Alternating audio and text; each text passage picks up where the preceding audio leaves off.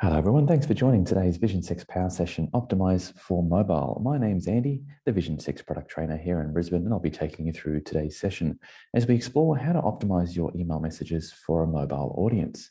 So when it comes to mobile-friendly email design, out of the box in Vision 6, most of the templates are automatically made mobile-friendly anyway. So there's not anything special that you necessarily need to do to make your email work on a mobile phone. But there's, as always, certain things that you can do to make an email perform better on a particular device, mobile, desktop, that type of thing. So it's a good sort of starting point to have a look at your reports in Vision 6 and actually just see if your readers are primarily on a mobile. So are they reading your emails on a mobile? And what email clients are they actually using? Or what software are they using on their desktop or mobile to view your email? And you can get some great insights from that, which can sort of help you determine whether these are things that you should definitely focus on, or you might just do them if you get time in your campaign setup, that type of thing. So where do we find that in the reports? So in Vision 6, jump into the reports section, open up one of your email send reports from a recent send, and then just scroll down a little bit and you'll see the device panel here. And this shows us the percentage of desktop versus mobile split. In my case, this was just a test email I sent to a couple of staff here and everyone opened it on their desktop. But normally you'd see a percentage of mobile. This has been growing over the last, last 10 years actually. It's has recently in the last couple of years switched to be primarily mobile for most campaigns. Although again, it depends on lots of factors such as the time of day that you send your email and your audience. So if you're sending to someone during the work day at a work address, you'll find that the majority of those people will probably be on their desktop. If you're sending sort of after hours or when people are on the train home, that type of thing, you might find that mobile is the higher percentage that you're getting on the device readership of your email. And of course, on the left-hand side, the email clients that the users are using to view your email message as well is some handy information to look at there. But as I mentioned, out of the box, Vision 6 emails are made mobile friendly anyway.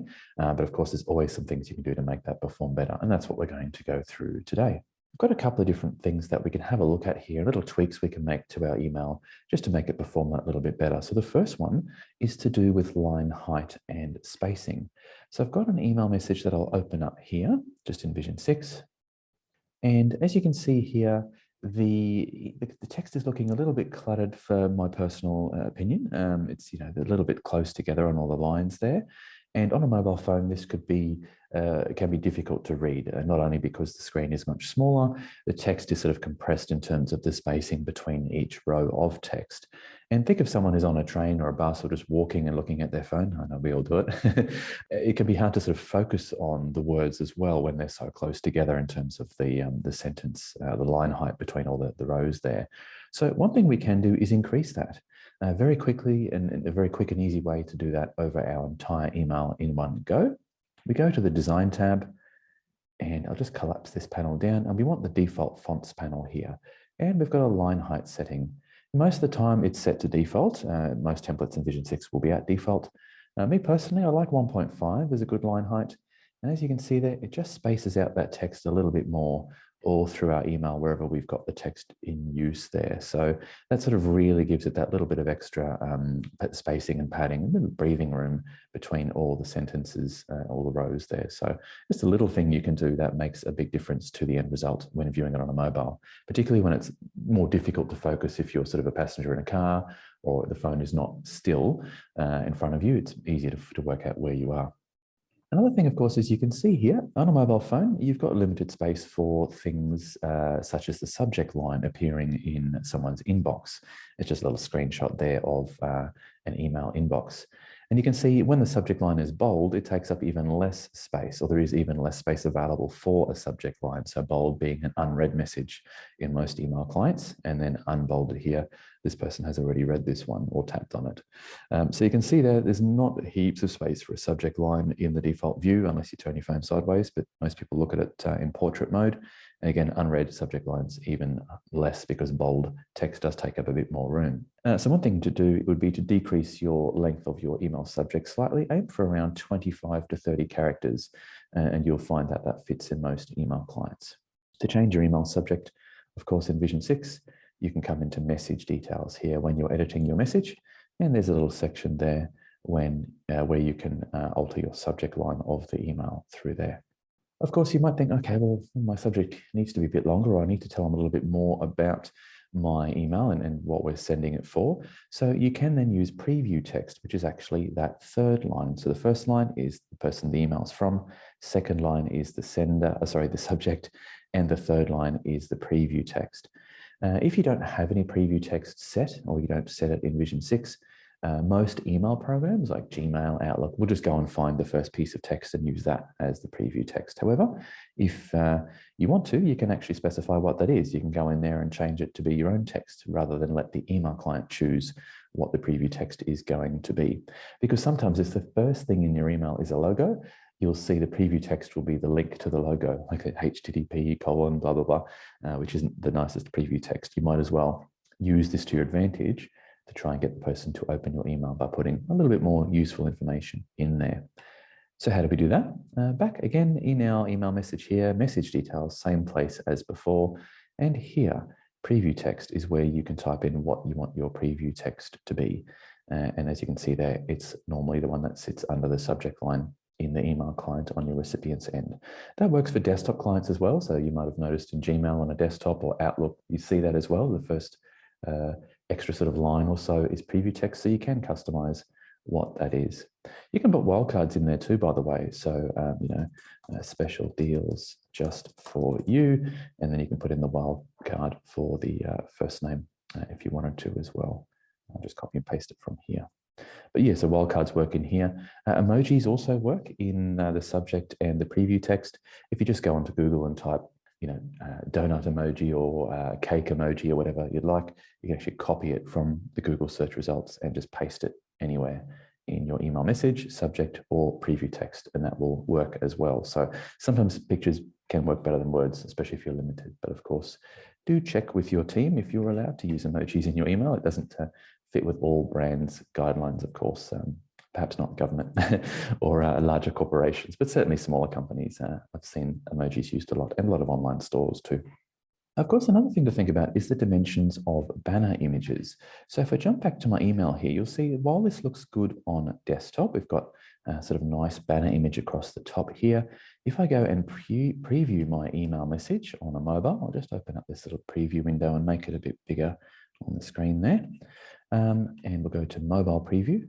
You'll see that it does compress the image down. So if you do have any text on images like this little banner here, that's sort of one big image banner there with the cake in the background there, the text can get a bit small on a mobile phone. So again, check that reporting data. If you're finding you've got a lot of people or more than half of your contacts are viewing the message on a mobile, it might be a good idea to perhaps change the design of your banners a little bit to maybe make the font a bit bigger, to stay away from very thin or light fonts like that second line of text there, or even to use a larger font size, a higher banner, that type of thing. So if you go down further in the email, the other pictures are all okay because they don't have text on them, but this one here of particular interest, given that it's a bit hard to see on a mobile. So I've got one that's a bit different. I've got one that's a little bit more square and less rectangular. So if I double click on my picture here, opens up the files and images gallery, which you're probably familiar with. And I've got a taller version of that same graphic here that I can insert. And on that one, I've just made the font a bit bigger and bolder. So if we save that and then preview it again, I'll just adjust the little preview window. You'll see it still looks good and reads well on a desktop, but on a mobile phone, much easier to see what that graphic is about and what it's telling us, particularly if the text on it is of importance to the email. So some little ideas and tips there for that side of things from the email design. One of the things is that not everyone has images turned on their mobile phone. One thing we can do is specify alt text for our images, because again, if the image isn't loading, we can have something else display in its place instead, that being text. So if you click on an image in Vision 6, this little banner here, for example, over on the right in the settings panel, you can add alt text. So in here, I might put monthly club e-news banner. Some sort of short description of what that image is. The other benefit of that is that those readers that who on your email contact list who might be vision impaired or are using special screen reader software to read the email out to them audibly, they, of course, their software won't know what this picture is about or what's written on it. So if you use alt text over here, if you put something in here, those users will still know what that picture is about because their software will read out this text to them. So some good little tips there to make your email as accessible as possible to everyone. And you go through the email and do the same thing. So this could be XYZ donut shop logo, whatever the case might be. And just go through your email and add that alt text in. The great thing is if you use email templates in Vision 6, you can save any email you're designing as a template. Then you only have to do this once. And then you put the alt text in everywhere as required. And then each time you edit the email, it'll all still be there. So you won't have to go to that effort additional times as you go through.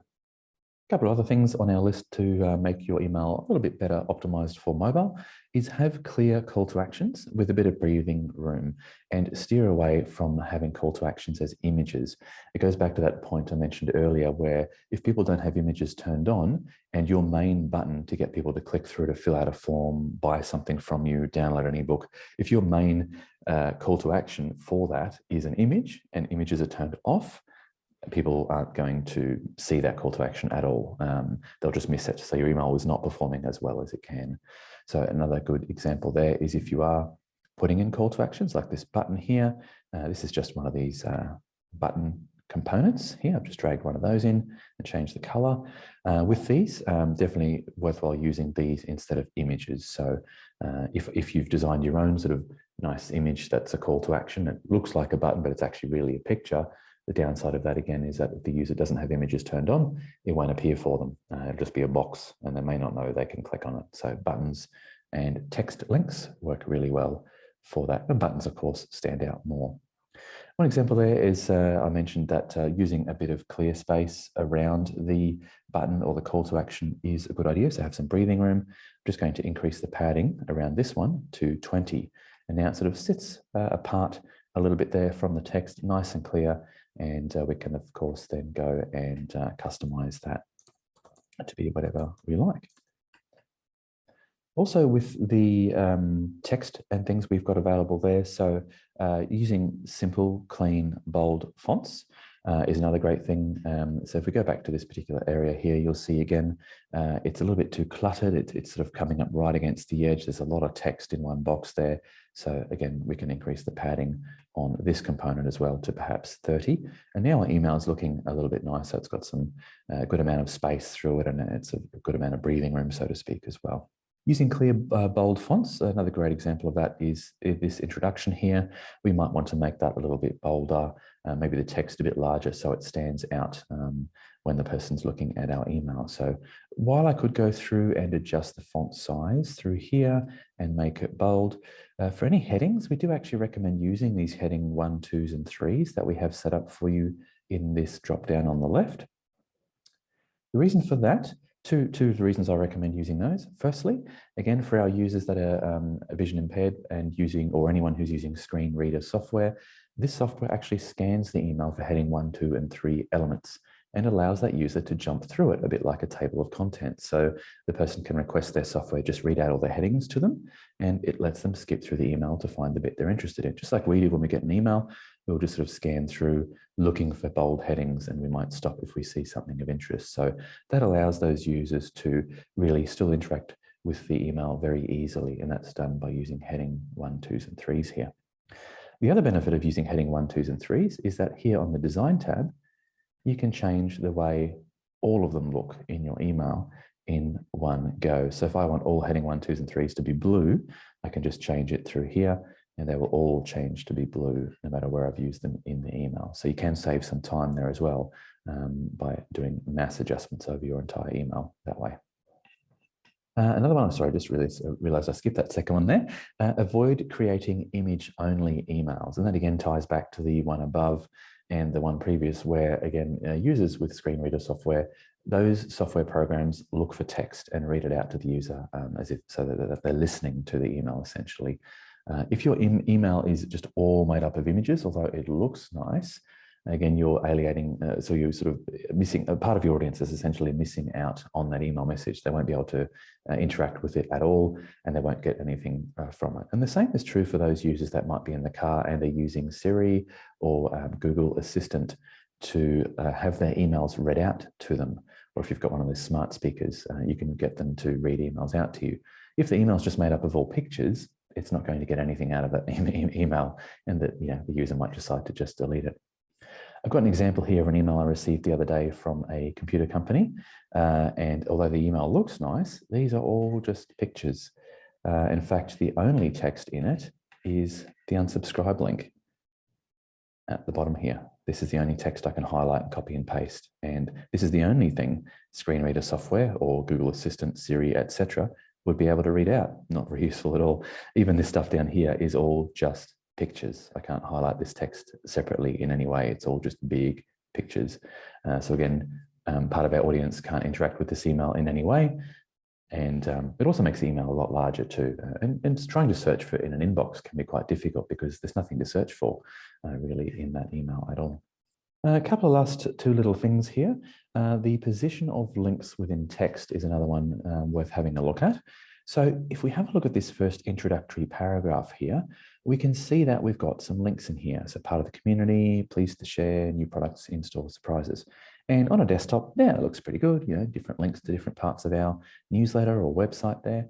But if we preview that on a mobile phone, again, I'll just adjust the window a little bit and switch to a mobile preview. There we are. You'll see that these links are all quite close together. So again, imagine trying to click on one of these with your finger if your phone's not dead still, or you're on a bus or train, it's all shaking around a bit, or you're in the car, not driving hopefully, and you're trying to click on one of these links. It can be quite difficult. You may click the wrong one and then end up having to come back, and you might hit back twice and you've gone back to your inbox, lost the email, and then you might go, whatever, too hard, I'll just move on to my next email message and start reading that one instead. So a couple of things you could do here is increasing the line spacing or the line height, which we did earlier, has obviously made this a little bit easier. We've put more spacing between each line now, but just having these links so close together, these three, can make it a bit tricky. So a few things you might like to do there is just space out the sections a bit more by adding in some more paragraphs, or just adding some more text or reducing the text so that this one appears on the previous line, or just some little things you could do to change the way that those links appear. You might use bullet points instead, and then have the bullet points spaced a bit further apart, or lots of different things you can think about. It's more just knowing that this could be an issue and then thinking about, can we make any quick changes to correct that? But as I said, looks okay on the desktop. Just always check that mobile preview to make sure it's okay. And finally, with any of these things and anything you decide to try, it's always a good idea to test it. So look at the reports, revisit make any changes, refine, and then repeat the process and see how that comes through.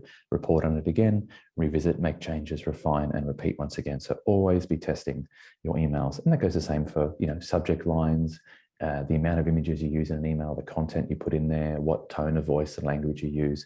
All these things can be tweaked to have a better performing email campaign. And it's always a good idea to test things, although otherwise you don't know what's working well and what isn't.